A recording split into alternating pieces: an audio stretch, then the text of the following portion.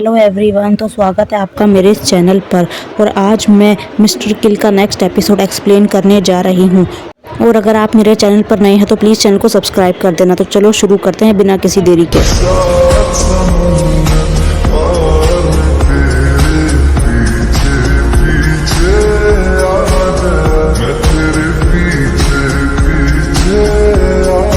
Episode की starting में हम देखते हैं कि के और थुन बात कर रहे होते हैं। तभी थुन उसे बताता है कि मैं मिस्टर किल का बहुत बड़ा फ़ैन हूँ। तभी के उसे थैंक यू बोलता है और कहता है कि क्या नेक्रोस के सभी चैप्टर आपके पास हैं। थुन हाँ कह देता है और वो ये भी कहता है कि मैं आपको सारे चैप्टर्स दे दूँगा, लेकिन आपको भी हमारे लिए इंटरव्यू के लिए राज़ी होना होगा। लेकिन के कोई जवाब नहीं देता। तभी थुन कहता है कोई बात नहीं, मैं शायद ज़्यादा मांग रहा हूँ। समझ रहा हूँ कि आपको दुनिया के सामने अभी नहीं आना है, लेकिन ये बात भी याद रखिए कि हो सकता है कि आपको नेक्रोस के सभी चैप्टर वापस से ना मिलें, और असुरा जैसा फ़ैन क्या इन्हें अपने पास रख सकता है। तभी के कहता है आपको असुरा के बारे में कैसे पता। तभी थुन बताता है कि उसने ये सब प्रेव से जाना था। प्रेव से ही मुझे ये पता लगा कि आपका एक सीक्रेट फ़ैन आपके लिए वो मांगा भेज रहा है। और ये बात सुनकर तो मैं बहुत ज़्यादा एक्साइटेड हो गया, लेकिन अचानक से मुझे याद आया कि जापान में असुरा को याक कहते हैं, जिसकी स्पेलिंग होती है YAK। अगर इसको उल्टा कर दिया जाए तो के बनेगा, जो आपका नाम है।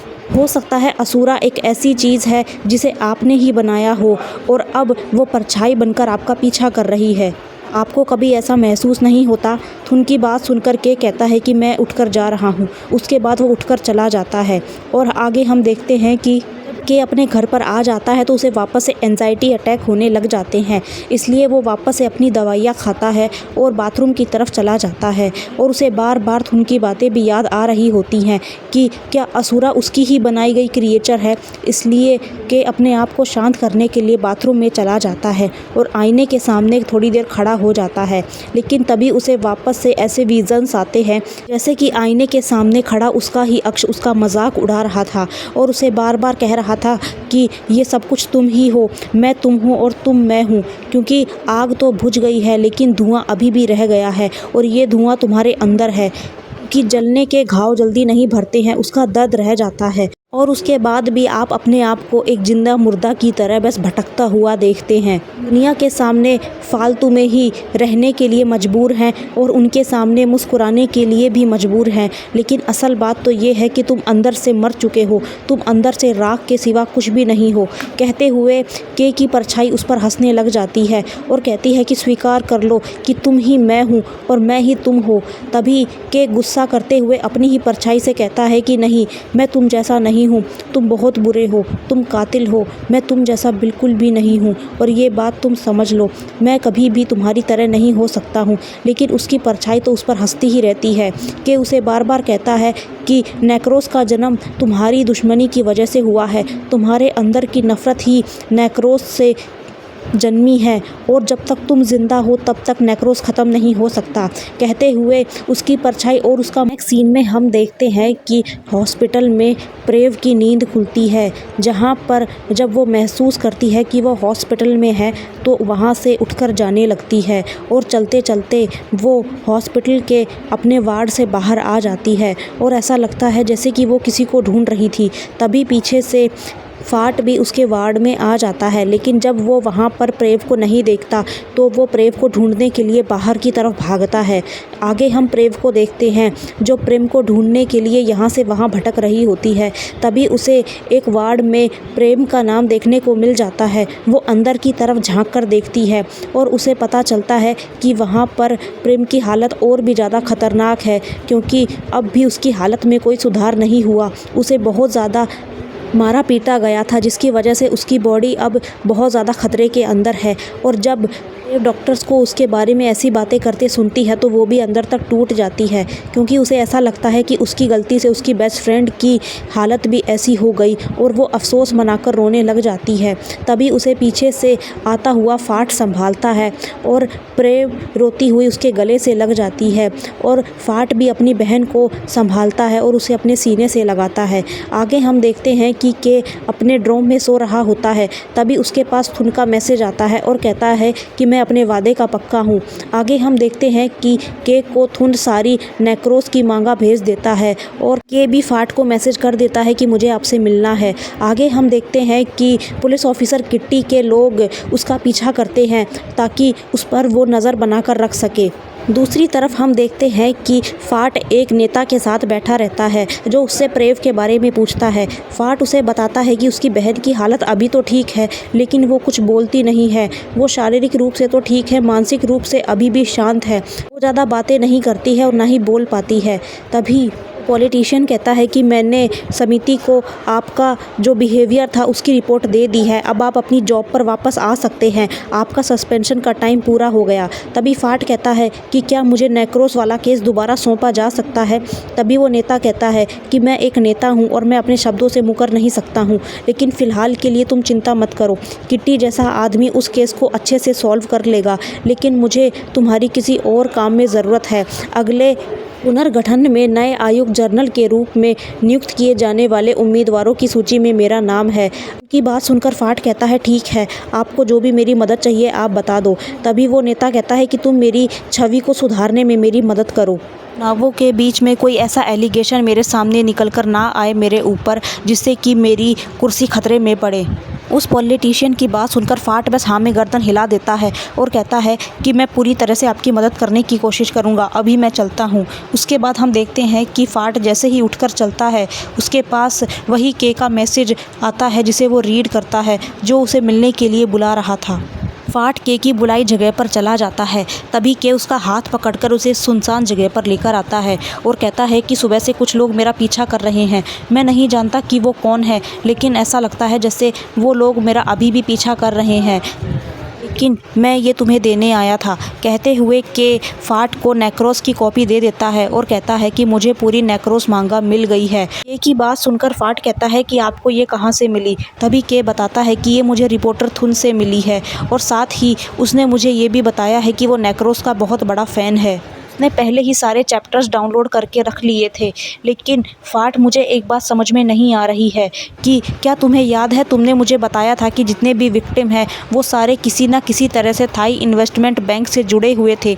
उसके बाद ये फाट को एक फ़ाइल खोल के दिखाता है और कहता है कि मेरे ख्याल से 25 चैप्टर में ये वाला आदमी उस नेक्रोस का शिकार होने वाला है।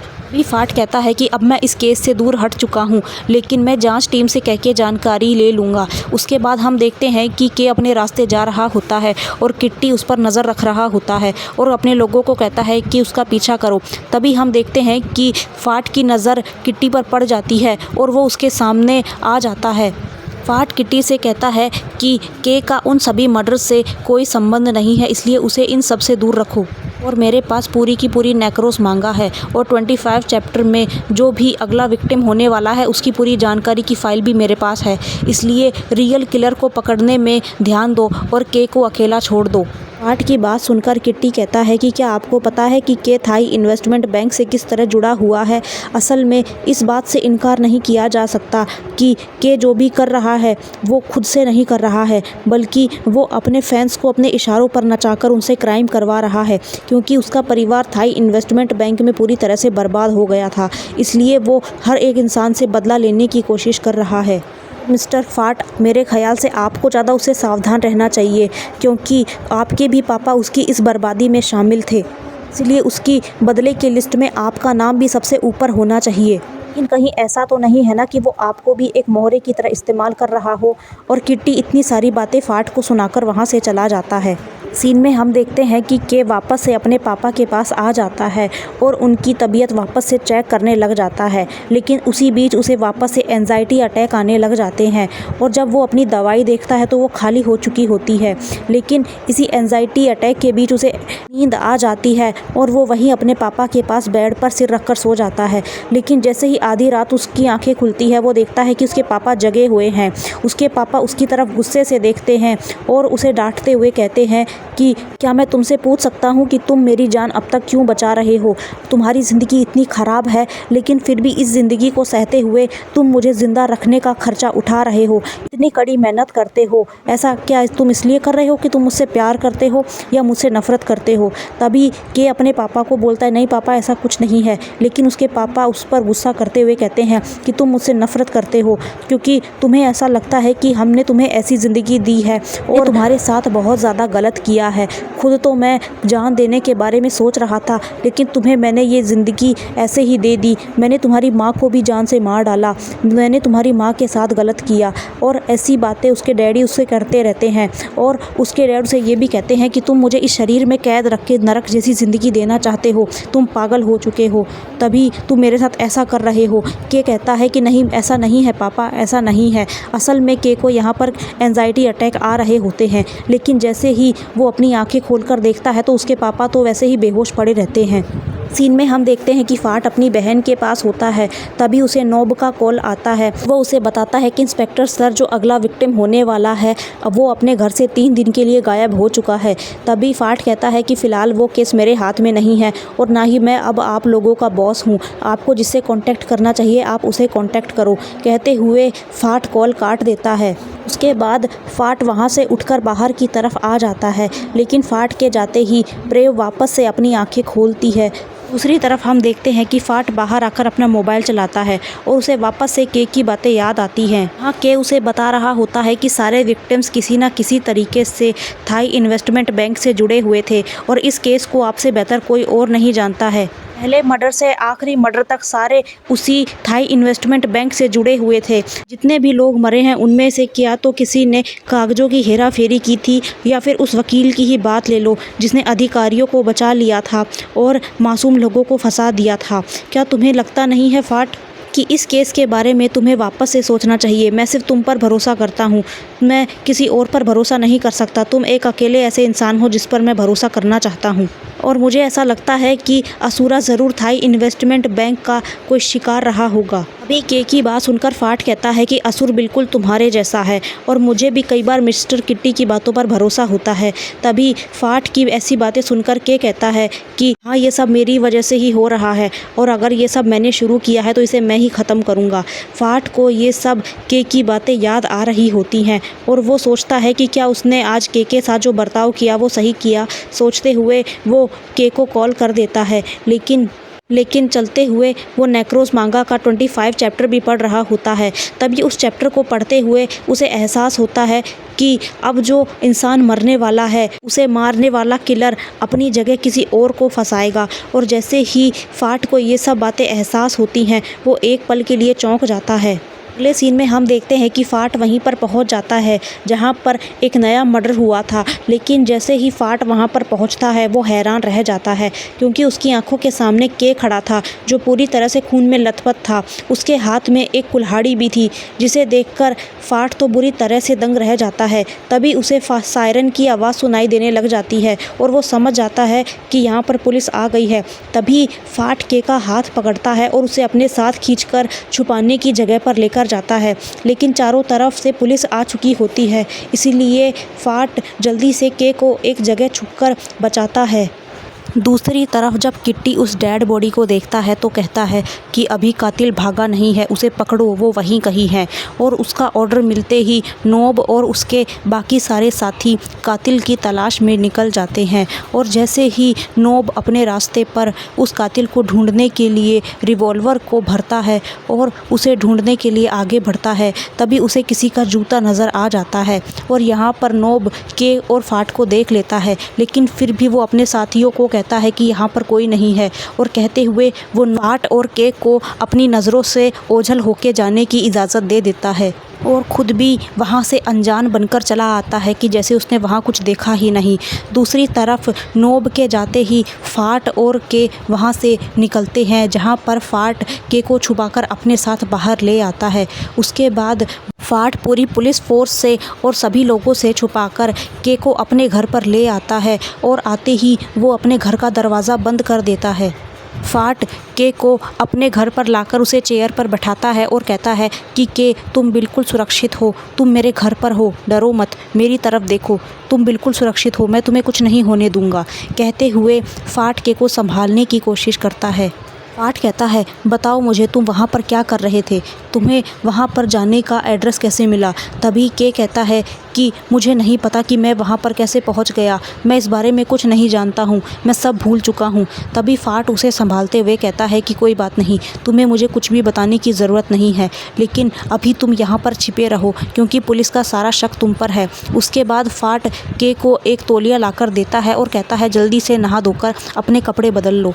उसके बाद हम देखते हैं कि के नहा धोकर आ जाता है और फाट ने उसे अपने कपड़े पहनने के लिए दिए होते हैं। तभी फाट के को उसकी कुछ दवाइयाँ देता है और उसे खाने के लिए बोलता है। फाट के कहने पर के वो दवाइयाँ ले लेता है और फाट कहता है कि मुझे जाना होगा क्योंकि मैं ऐसे मामले होने के बाद ज़्यादा देर तक अपने घर पर नहीं बैठ सकता। अगर मैं नहीं गया तो पुलिस वाले मेरे घर तक मुझे ढूंढते हुए आ जाएंगे। और कहते हुए फाट वहाँ से के को अकेला छोड़कर दरवाजे की तरफ मुड़कर जाने लगता है, लेकिन जाने से पहले वो ये कहता है कि अगर कोई भी आ जाए तो मेरे सिवा किसी और के लिए दरवाज़ा मत खोलना। कहते हुए फाट वहाँ से चला जाता है। फाट के जाते ही के भी अपने आप को घर में बंद कर लेता है और दूसरी तरफ हम देखते हैं कि फाट पुलिस स्टेशन पहुंच जाता है और जब वो वहां पर पहुंचता है वो देखता है कि सारे लोग काम में लगे हुए हैं। तभी फाट कहता है कि ये किसी साजिश का हिस्सा लग रहा है। क्या आपको नहीं लगता है कि ये बहुत आसान है कि सारी चीज़ें बिगड़ने के बाद अपने आप सही हो जाती हैं। तभी किट्टी बोलता है मुझे ऐसा महसूस नहीं होता, लेकिन मैं सबूतों के बिहाफ पर काम करता हूँ। और के की उंगलियों के निशान वहाँ अपराध स्थल पर मौजूद थे, इसलिए मेरी नज़र में पहला सस्पेक्ट तो के ही है। तभी फाट कहता है कि उसे इन सब से दूर रखो क्योंकि उसका इन सब हत्याओं में कोई हाथ नहीं है। तभी किट्टी कहता है कि मैं वहाँ पर सबसे पहले पहुँचा था और हो सकता है कि उसे सबूत मिटाने का मौका ही नहीं मिला, इसलिए तुम अब उस क्रिमिनल को संरक्षण देना बंद कर दो। तभी फाट कहता है कि मैं सही की रक्षा कर रहा हूँ। तभी किट्टी कहता है ठीक है, लेकिन तुम्हें अपने चाचा की भी बात सुननी चाहिए, इसलिए ज़्यादा होशियारी मत दिखाओ क्योंकि तुम्हारा एक कदम भी सारा काम बिगाड़ देगा जैसे तुम्हारे पापा ने किया था। उसकी बातें सुनकर फाट को गुस्सा आने लग जाता है और कहता है कि तुम मेरे पापा को इन सब के मामलों से दूर रखो। तभी नोब बीच में आता है और फाट को शांत करते हुए कहता है कि प्लीज़ सर आप शांत हो जाइए। तभी किट्टी वापस से फाट से कहता है कि बस आपके चाचा की वजह से मैं आज आपको आखिरी बार माफ़ कर रहा हूँ। और इतना कहते हुए वो उसे स्माइल देता है और कहता है कि मुझे भी आपका काम पर लौट कर आना बहुत अच्छा लग रहा है, इसलिए मैं आपकी ये गलती माफ़ करता हूँ कि आपने मेरे काम में दखल देने की कोशिश की। फाट वहाँ से चला जाता है। तभी किट्टी अपने लोगों से कहता है कि के पर नज़र बनाए रखो। दूसरी तरफ हम देखते हैं कि थुन किसी वीडियो की एडिटिंग करवा रहा होता है और कहता है कि इसे बिल्कुल ऐसा बनाना जैसा मैं चाहता हूँ। तभी हमें एक फ्लैशबैक का सीन दिखाया जाता है कि जब के थुन के पास से उठकर आता है तो वो वापस से थुन के पास जाता है और कहता है कि मैं इंटरव्यू देने के लिए रेडी हूँ। आगे हम देखते हैं कि थुन के इंटरव्यू के लिए आ जाता है और कहता है कि मैं प्रॉमिस करता हूँ कि आपका चेहरा मैं छुपा कर रखूँगा, किसी को भी आपकी वास्तविक पहचान देखने को नहीं मिलेगी और मैं इसकी एडिटिंग मैं खुद करूँगा। उनकी बात सुनकर के भी उसके साथ एग्री कर जाता है। उसके बाद हम देखते हैं कि इंटरव्यू शुरू होता है।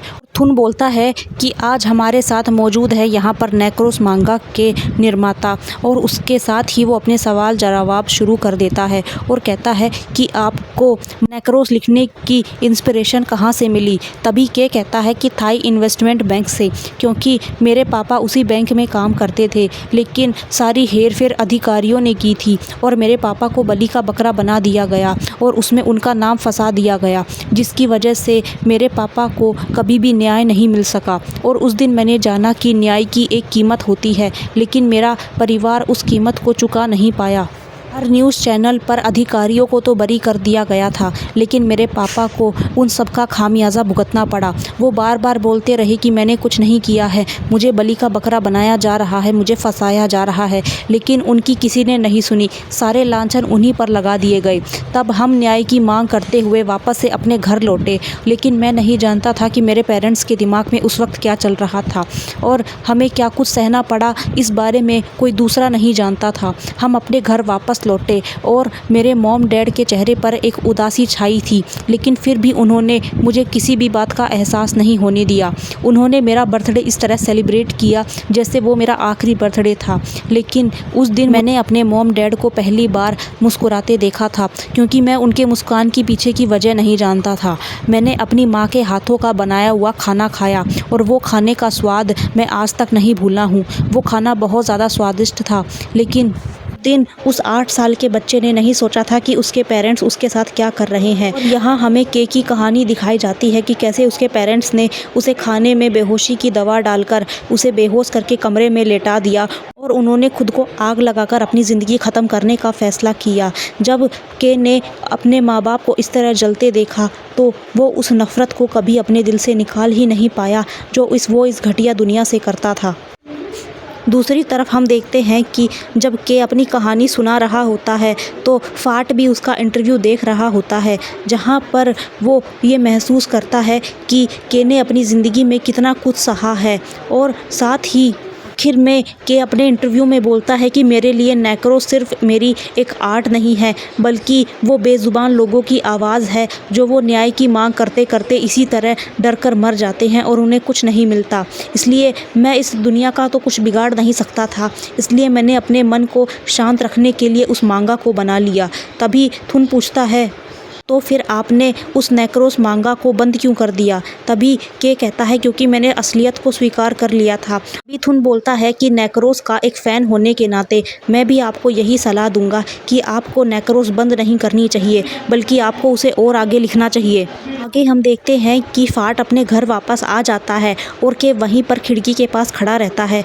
उसे वापस से एंजाइटी अटैक आ रहे होते हैं और के फाट से कहता है कि मैं इस बारे में पूरे दिन सोचता रहा, लेकिन मुझे यही समझ में नहीं आया कि आखिर मैं उस जगह पर पहुंचा कैसे जहां पर वो वारदात की गई थी। और कहते हुए के वापस से उस सीन को याद करने लग जाता है जब उस इंसान को मारा गया था। तभी के वापस से फाट की तरफ पलटता है और कहता है कि कहीं ऐसा तो नहीं है ना कि मैंने ही उसे मार डाला, कहीं ऐसा तो नहीं है ना कि मैं ही किलर हूँ। जवाब दो फाट, मैं ही नेक्रोस हूँ ना, कहीं मैंने ही तो सबको नहीं मारा है। तभी फाट के को समझाते हुए कहता है कि मेरी बात सुनो, इन मर्डर मिस्ट्री को सुलझाने में हमारी मदद करो, क्योंकि आपने पहले भी हमारी बहुत मदद की है। आप बस एक मांगा राइटर हैं जो अपने दर्द को शब्दों में उतार रहे हैं। आप किसी को जान से मारना नहीं चाहते थे और ना ही तुम मर्डरर हो। और यहीं पर यह एपिसोड ख़त्म हो जाता है। लास्ट में हमें कुछ पीछे की क्लिप दिखाई जाती है जब फाट के को बचाकर आ रहा था, लेकिन के इतना घायल हो गया था और इतना डर गया था कि वो फाट के पास में ही उसकी बाहों में ही बेहोश हो गया था। तभी फाट कहता है कि अपने आप को संभालो, मैं तुम्हें कुछ नहीं होने दूंगा, तुमने कुछ नहीं किया है, तुमने किसी को नहीं मारा है, इसलिए अपने आप को दोषी मत कहो और अपने आप को संभालो। यहाँ पर फाट और के वापस से एक दूसरे की तरफ देखते हैं और यहीं पर ये एपिसोड ख़त्म हो जाता है। तो मिलते हैं नेक्स्ट एपिसोड में, तब तक के लिए